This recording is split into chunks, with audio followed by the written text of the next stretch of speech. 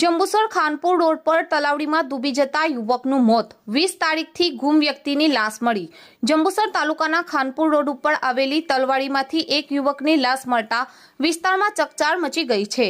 20 તારીખના રોજ ઘરેથી ગુમ થયેલ વ્યક્તિની લાશ તલાવડીમાંથી મળી આવતા પરિવારજનોમાં શોકની લાગણી ફેલાઈ ગઈ હતી। મૃતકની ઓળખ તાળિયા હનુમાન ફળિયા વિસ્તારમાં રહેતા કમલેશભાઈ મનુભાઈ વસાવા તરીકે કરવામાં આવી છે। પ્રાથમિક તપાસ મુજબ કમલેશભાઈનું પાણીમાં ડૂબી જતા મોત થયું હોવાનું સામે આવ્યું છે।